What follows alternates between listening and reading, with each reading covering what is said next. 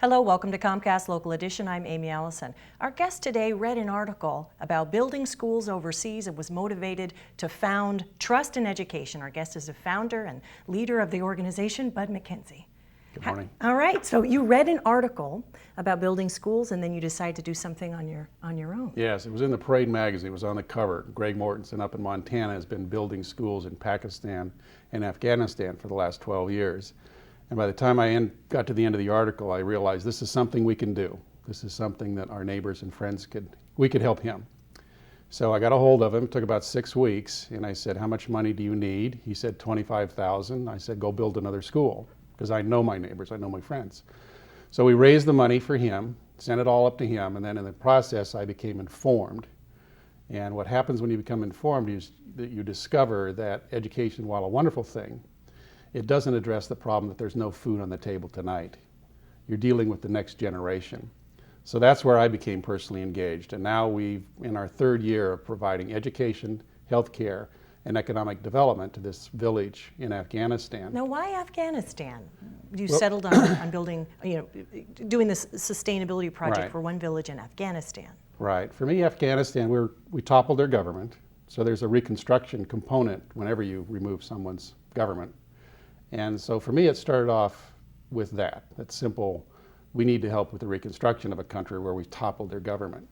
And then beyond that, I've now since discovered it's the 5th poorest country in the world. It has the highest infant mortality rate in the world. 1 out of 4 children die before the age of 5. That's shocking. It is, yeah. And so as you become more informed about the conditions in Afghanistan and you realize that some of those conditions are the unintended consequences of U.S. foreign policy, then I really feel like we need, as a country, to fix it. So when you say we, you're just talking about average citizens. You don't have any special training on building schools or fundraising? No, not at all, not at all. So this whole concept of sustainability, we always hear about economic or green sustainability in conversation, but social sustainability where you focus on healthcare, education, where did that idea come from? Well, I've only been in sort of this humanitarian aid world for about 4 years since I read the article. And what I realized is that we do too much patchwork all around the world. A little here, a little there. And I came to the conclusion by reading a number of articles that what we really should do is go to a community and fix it permanently, end the cyclical poverty.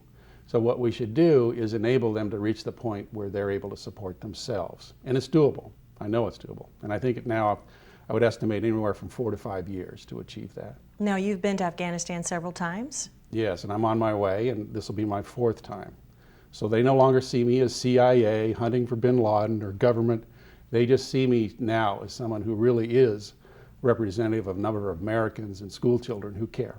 Now, do you find that because of the war and what's been happening in the Middle East, it's harder to bridge that divide and make real friendships and partnerships over this kind of a project? Or do you find that the human element takes over?